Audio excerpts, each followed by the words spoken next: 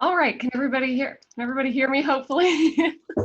All right, so we're gonna start. This is best practices, salvaged your AJR and close out the year financially strong. My name is Jordan Turk, and as Sasha hit on before, I'm a practicing family law attorney down here in Texas, and I'm also the legal content and compliance manager over at LawPay. So pumped to be here. And I'm Rosemary Kupfert, former legal software implementation specialist. I've been with BQE for a while, and we are moving forward with our product, Core Legal. All right, and without further ado, we're happy to be here today. And we're going to try to make this as kind of interactive as possible. So again, if you have any questions, please drop them in the chat. And again, we'll just continue. And a little bit about LawPay real quick and about what we are. So essentially, if an attorney wants to be able to take credit cards or e-checks in their office, that's where we come in. So essentially, the biggest kind of part about us and what we do is that we keep you compliant. So there are very specific, and I know most of y'all are familiar with it, guidelines and rules with regard to what you can do with your trust account and how you need to make it be compliant, essentially. And that's where LawPay comes in to help you out with that. And then I should also mention too that I believe, and Rosemary, correct me if I'm wrong, but I believe that Core Legal also provides for a three-way reconciliation process for three-way reconciliation for trust accounts. Core Legal provides your firm with matter level and client level trust accounts, and we have three-way reconciliation. It's a beautiful thing. Yeah, so essentially if a client comes into your office and says, hey, I want to pay your 10 grand retainer and I want to do that by credit card, that's where we come in that regard. All right, so a little bit about what we're going to talk about. Collection 101, because when I started at my firm, I had no idea what any of this was, and I definitely was not an accountant. And so kind of take you through the very basics of that, very top level, how that applies to your firm, the impact of COVID-19 on your receivables, because of course, I think everybody's kind of seeing some form of impact of that, and then steps to collect. So we'll talk about how to assess your outstanding receivables, how to prioritize those receivables, and how to embrace technology and actually get paid on those receivables. If your law firm is that first option, I'm very, very jealous.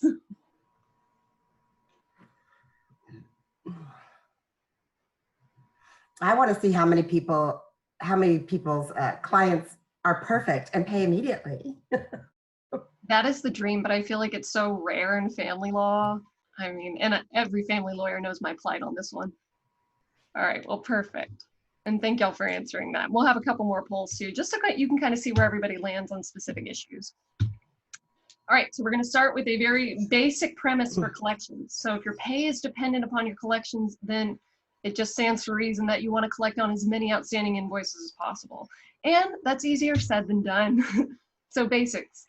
What is current AR? So that's your accounts receivable. So essentially any outstanding invoices, that's what your current AR is. What is aged AR? So this is going to be different depending on the person, but essentially how I treated it, aged AR would be invoices that were over 120 days old. So if a client hadn't paid an invoice in 120 days, I put them in the aged AR pile.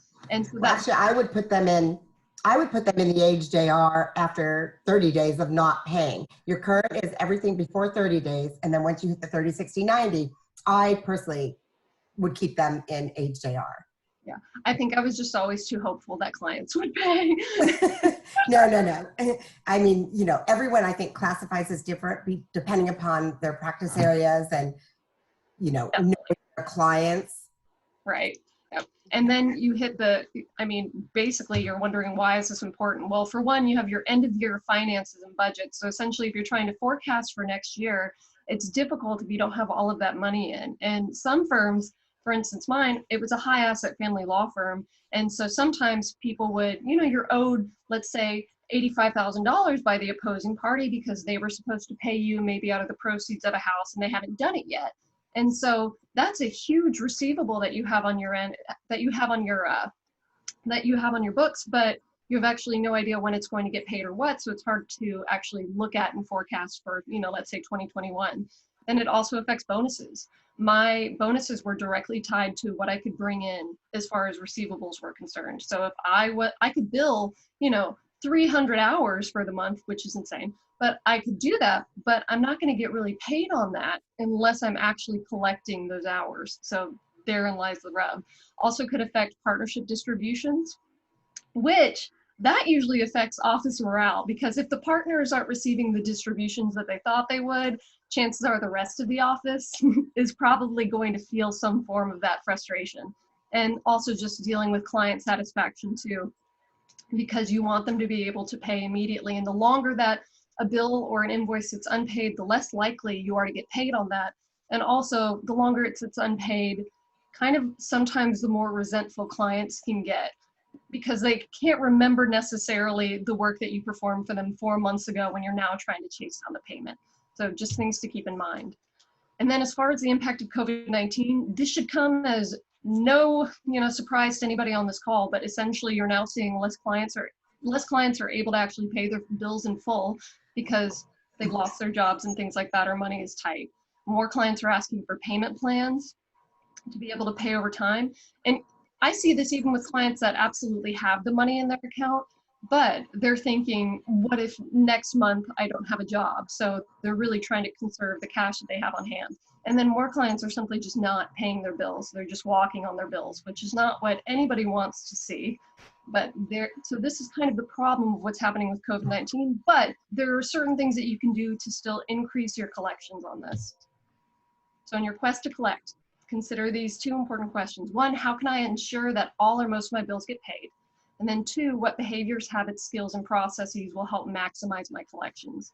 And Rosemary, I'm sure you'll back me up on this too, but the problem that I find is you read this and these two questions are really no-brainer questions, but it's, you really have to think about, when is the last time I actually sat down and was able to think this through? And I actually wasn't, putting out a million fires or trying to do all this other admin stuff for my law firm. When is the last time I sat down and actually thought, what can I do and what technology can I use in order to get more collections and in order to increase my revenue in my office?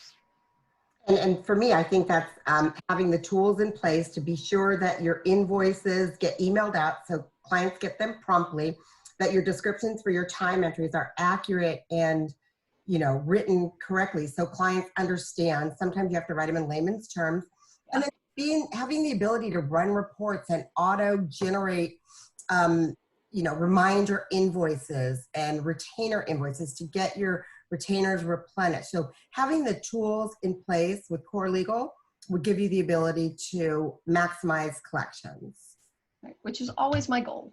Okay, so and bring in good habits, great accounting habits, especially for 2021 coming up, I feel, and you always want to get better every year, and I think that's an easy way to get better. So historical ways that attorneys have tried to maximize collections in the past. So you require all cash up front in your flat fee situations, which I would love in family law, but very rarely can that actually happen and work out.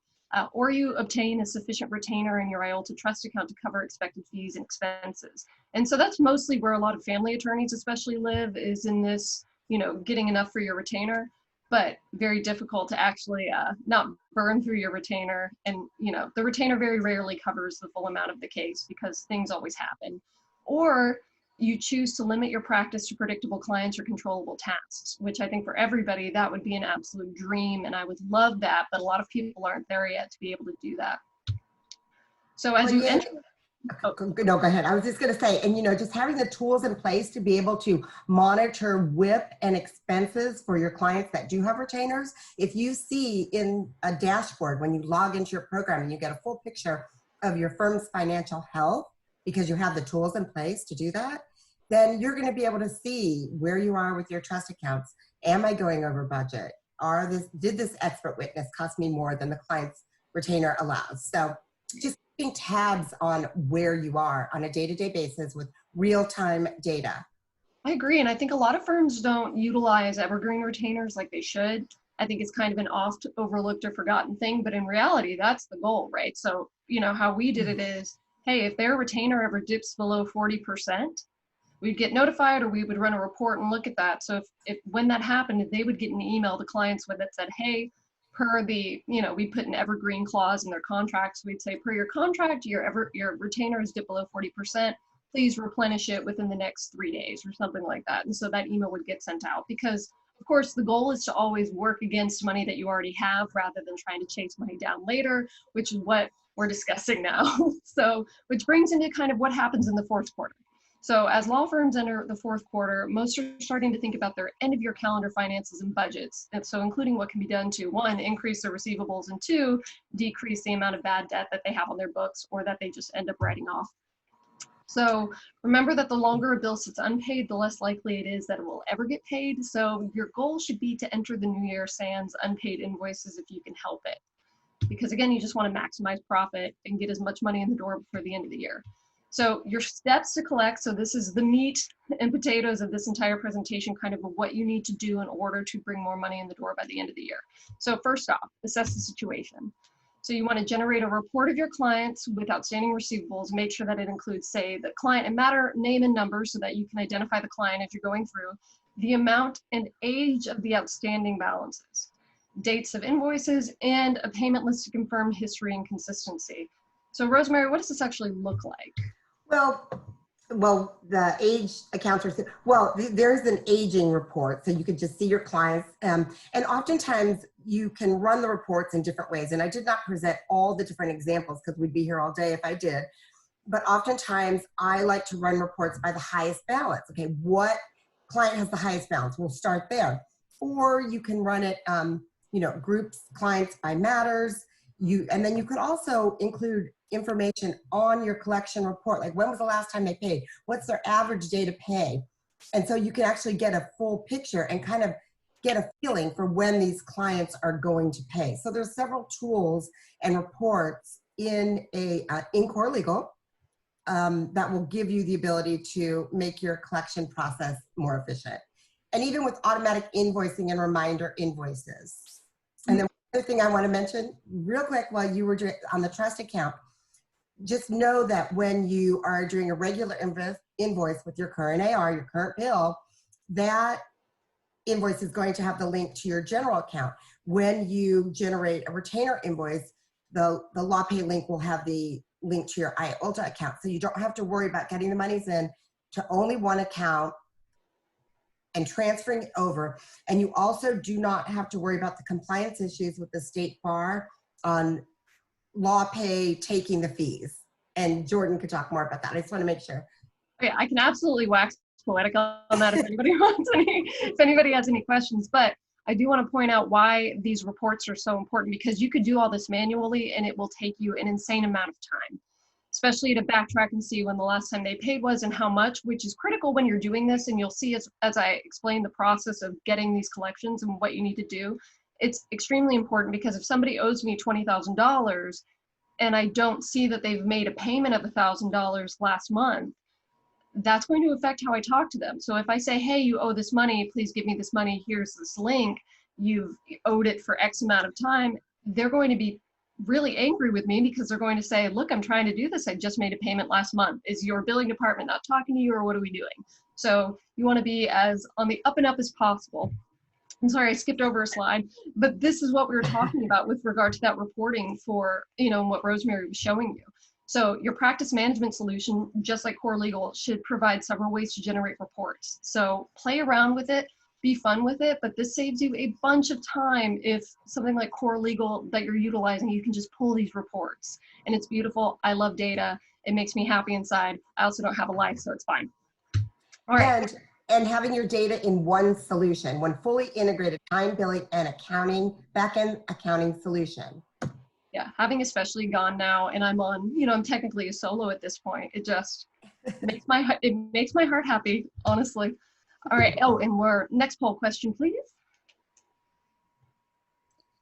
Hi, hopefully everyone can hear me okay. I'm taking over for Sasha. This is Gabby Mim from the LTRC. I'm the marketing specialist. Our next poll question is, does your firm have modern cloud technology in place to batch email invoices with electronic payment submittal options? The first option is yes, we have cloud solution. The second option is yes, we batch email invoices with payment options. The third option is no, we do not have a cloud solution. And the fourth option is no, we do not email our invoices or provide electronic payment options. I'd love to know how many people are still using paper invoices. That'd be very interesting. Oh, well, look at this, 10%. Okay, I want to talk to the 10% because that fascinates me for people who don't email invoices. So that's fascinating. But all right, thank you so much for that. And we're just going to move right along in the interest of time. All right, so step 2, you need to prioritize these receivables. Okay, so you have your list of clients that have outstanding balances. Now you need to prioritize them into young or current receivables and then also aged receivables. So essentially what you're going to do is make 2 separate lists. So one, and you can play with those dates, right? So like Rosemary was saying, she says that anything that's over 30 days for her is aged, but for the purposes of this and what I did in order to bring these collections in, because family law is crazy and everything is weird and there are no rules, I would separate it into receivables that are less than 120 days old. So people that haven't paid invoices in 120 days, that goes on a list, and then everybody else over 120 days goes on another list. So let's just talk about the one list for your current or young receivables. As I like to say, I'm not an accountant, I say young, it's fine.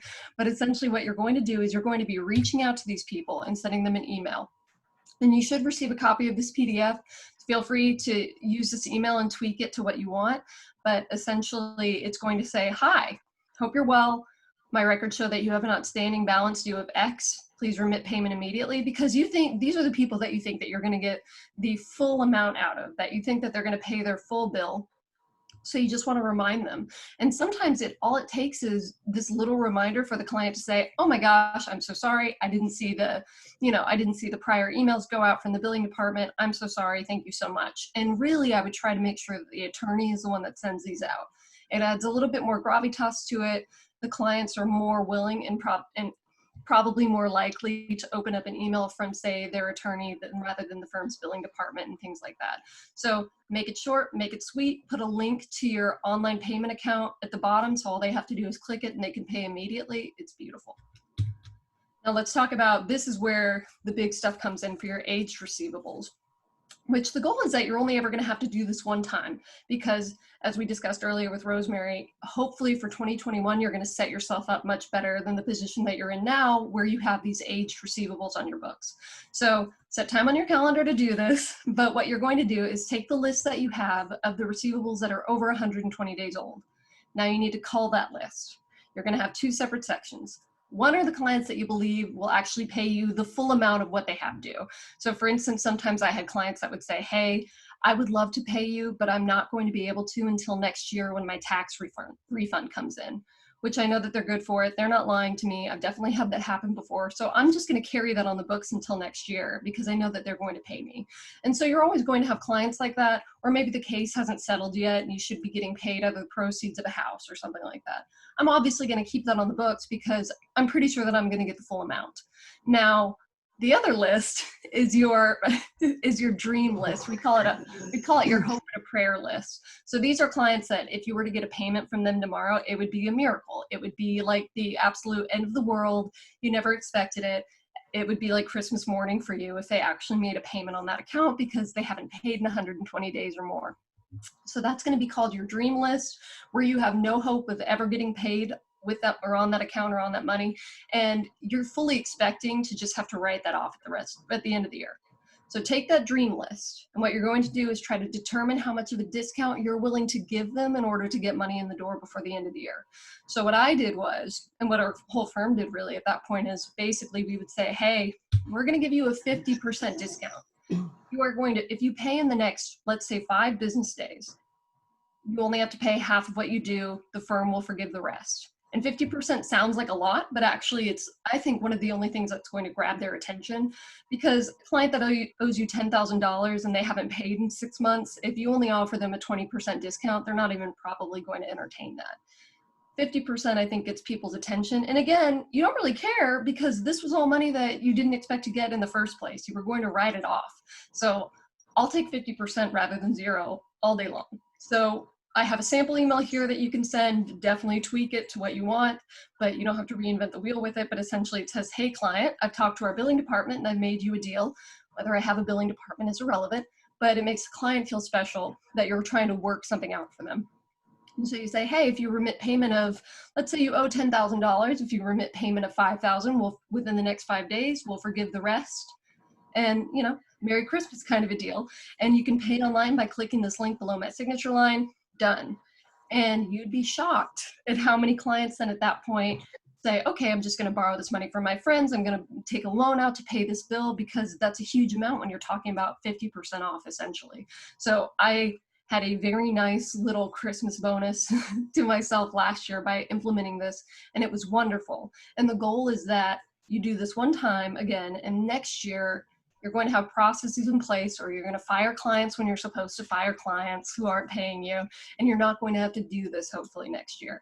But that's the big thing, is you're trying to offer them a deal to push them to pay before the end of the year. And then also, if you're the managing partner, or say you didn't work on this case day to day, consider giving your associates some skin in the game. So what we would do is offer them a percentage of everything they brought in from these aged AR dream list accounts, right? So say a client owed 10,000, and the associate emailed them, did all this, really chased after that payment and got them to pay 5,000. The associate would be offered 25% of that $5,000 off the top. So gives them a little skin in the game. It also makes it so that you don't necessarily have to deal with it as a managing partner, because that can get overly cumbersome. And we have our next poll question. Our next poll question is, does your law firm have a practice management solution with online payment options in place? The first option is yes, and implementing has solved 80% of aging and collection issues. The second option is no, and our law firm needs to learn more ASAP. There are some really crazy cool statistics too about using online practice management tools along with online payment tools that get you paid substantially more per attorney at the firm. And I think I have some data in here on that we'll get to hopefully in a minute that I can show y'all, because it's really fascinating. So you don't mention going to arbitration. When do you send them the threat of arbitration? I really don't. And that's another, I love that you said that, because it's a big thing for, like, for instance, family law. Either if somebody owes me a ridiculous amount of money, either I'm going to write it off, or you put them at a collections firm, right? And the problem with that is I still want that client to refer other clients to me. And then also at that point, what happens is the client will say, you're saying that I owe you $40,000. Well, you know what? I don't like you anymore, and I'm going to report you to the bar. They don't have an actual grievance to report, but they still threaten grievances because you're trying to go and chase after that money. So it's a whole kind of cost benefit analysis for attorneys, where for me, I'm just like, it's not worth it to have to fight against this groundless, thing with the bar that they're about to file. And it's, I'm just going to write it off. So that's the problem, is very rarely will I actually go after it, go to collections, go to arbitration if you have that clause in your contract or anything like that. But that's completely depends on which field you're in for law, I think. Yeah. Oh, and it looks like a lot of, oh, sorry, go ahead. No, absolutely. Yeah, that's what really gets me. Because yeah, I still absolutely want them to refer me clients, because at the end of the day, that's your goal. All right, step 3, embrace technology here. Oh yeah, so these were the stats I was talking about. So 79% of people now prefer to pay with a credit or debit card. And that's actually from a study that was done in 2018. They haven't updated the numbers. So you can imagine that that's really more in the 80th percentile at this point. And with COVID, probably in the 90th. And then 74% say that they pay bills online. 79% have switched to paperless billing. Again, none of this should feel crazy to you, because chances are everybody on this webinar pays something online, and your clients want these options. Now, this is a very powerful statistic from the Legal Trends Report. So in 2019, firms that used electronic payments collected over $10,000 more per lawyer than firms that did not utilize electronic payments. And firms are projected to collect over $15,000 more for 2020 than firms who aren't utilizing electronic payments. So really, and all that kind of blends in with practice management systems too. I actually think the number is higher if they're using both practice management systems and online payments to their advantage. So something to consider too, if you're really trying to debate what you want to do with your law firm, and if you want to take them into this, online payment stratosphere. And then they're also an asset to your firm. So 40% of clients that were surveyed in this report said that they would never hire a lawyer who didn't take credit or debit cards. And you also get paid faster. So attorneys who accept online payments get paid 39% faster than those using traditional billing methods. And then 57% of electronic payments get paid within the same day that they're billed. So I can send out an invoice to a client from Core Legal, and chances are at 57%, they're going to pay that same day, or 85% are going to get paid within that same week. And so you think about that as, what if you're just doing the traditional, I'm sending them, a bill, and then they have to pay me by cash or check. So I have to wait for them to receive the invoice. I then have to wait for them to find their checkbook, which, by the way, 50% of people don't have their checkbook anymore, so that's fun, or don't know how to write a check or anything like that, over 50%. So I have to wait for them to find their checkbook, to write me a check, to go and put it in an envelope, find a stamp, send it to me, have me receive it, deposit it in my bank, and wait for that check to clear. So think about how much time you're spending as far as your, accounts payable is concerned, and really think of if that's worth it to your firm. And then also with COVID. Oh, sorry, Rosemary, go ahead. No, and the clients love the fact that they get their air miles or their bonus points on their credit card. So that's when, they can usually take vacations after paying a lawyer bill. Yeah, for real. Family law one. Yes. Well, and especially too with COVID, so if I'm a client and I don't want to leave my house, I don't want to go to a bank, don't want to get cash, I don't have a checkbook, how am I going to pay you? And the easiest thing, and what I like to say all the time, is my goal is to eliminate any friction between my client and their payment to me. So if I can eliminate as much friction as possible, because I just want to get paid, I don't care how. I just want to get paid as quickly as possible, because in family law, it changes day to day. People, money gets moved around day to day. I just want to get paid immediately. That's always my goal. And then I think we might be running out of time, and we should actually be getting to Q&A, but just really quickly wanted to touch on what Core does, and I think it's an incredible product too, and the fact that it encompasses so much really makes me, as a solo attorney especially, very, very excited. And everything, it just looks insanely Yeah, wonderful. when you can just go back one slide, Yeah. or one more, just real quick. Just so you have your matter as a central point, and then in that circle, you just have everything that the solution will provide you to manage your firm and business operations. And then when you get to that next slide with that management dashboard, we have management dashboards as well as timekeeper dashboards. So not only is these can be customized for management on what they want to see, but timekeepers can also get their metrics as they log in or at a moment's notice. And these are highly customizable. Yeah. And I think most important for me too, because this was my biggest issue as a baby law attorney, and the partner would come into my office screaming at me, is time entry and actually capturing your time and realizing it. Because what I would do is I would work 12 hours a day, and I'm running to a courthouse, I'm running to opposing counsel's office, I'm taking phone calls on the way and things like that.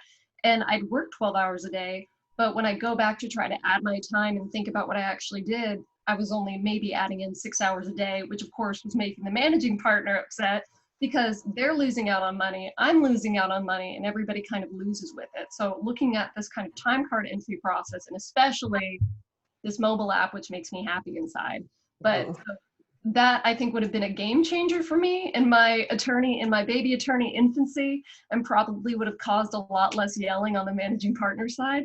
So I'm happy to see this, and I think that's just so cool, because that's a huge issue with regard, I think, to actually generating revenue and starting your 2021 off on a very good foot.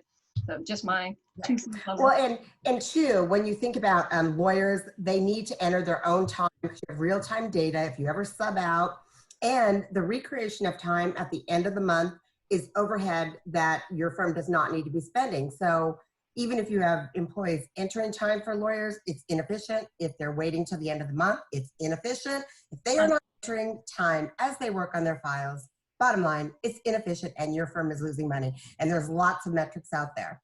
So just having even the mobile app that can also upload your receipts as you leave the courthouse, scan your parking receipt, tracks your mileage for your clients.